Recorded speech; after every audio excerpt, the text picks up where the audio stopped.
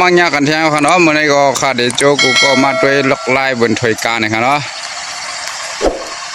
นี่ครับดึกถอยกาอยู่ค่ะนะเมื่อปุ๊กก็เอาสำเร็จซ้อมหน้าเนี่ยครับว่ามาถอยกาไว้เมื่อไหร่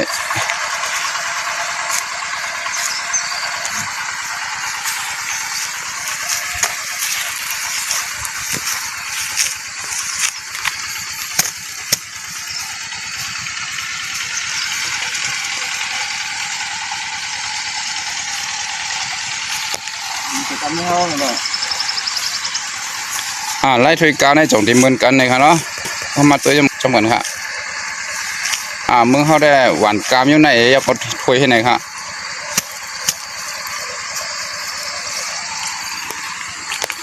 ตั้งเมืองเขาปลอกของในส่วนมากก็บนที่เฮ็ดการน้ำค่ะเนาะการลอยได้เป็นบ่อเลี้ยงเฮ็ดค่ะก็ดิมาไถเฮก็หวานเช่นนั้นค่ะเนาะ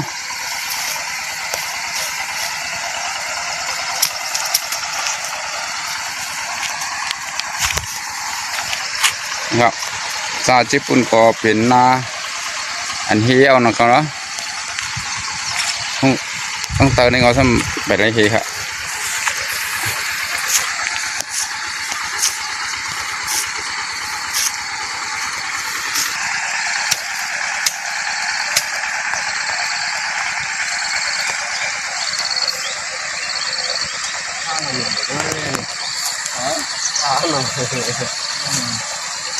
มิคาโอ้เกี่ยวไม่ได้ใช่ฟัง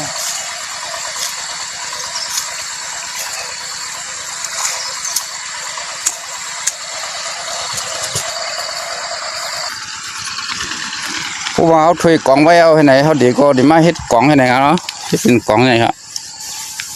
1 กล่องเราเฮ็ด25 มัด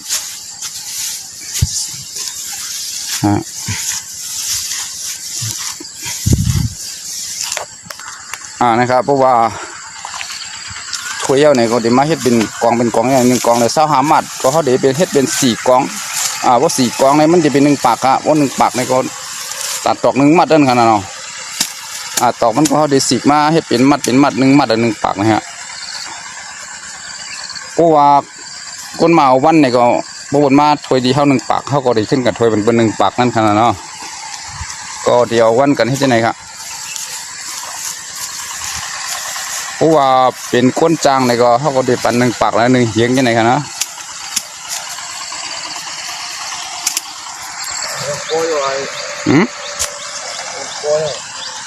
ค้างอ่ะปะเพราะว่าเขามัดเป็นจุกแล้วไหนเขาก็ได้หับกับไว้จำเนินหน้าที่ไหนครับเนาะหับกับไว้เป็นจอก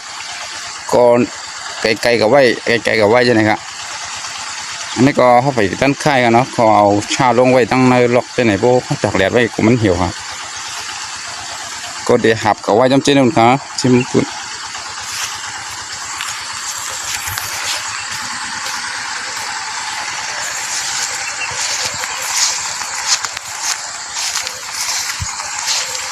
นะครับแล้วก็1 จอกเป็น50 2 จอกเป็น1 ปาก1 จอกเป็น25 2 จอกเป็น50ค่ะเนาะก็4 จอกก็เป็นปากมัดค่ะ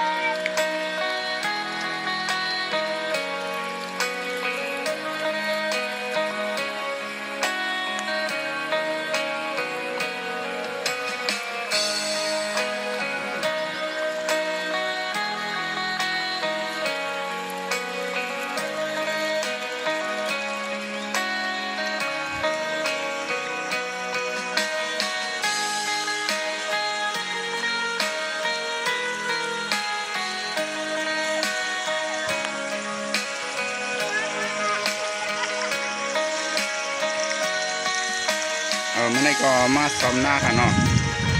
หรือว่าเขามาตัวบนเฮหน้ามาบนตัวดึกบนถอยกายกับไหนก็ซ้ำขึ้นมาอันมาตัวบนซ้อมหน้าหน่อยครับ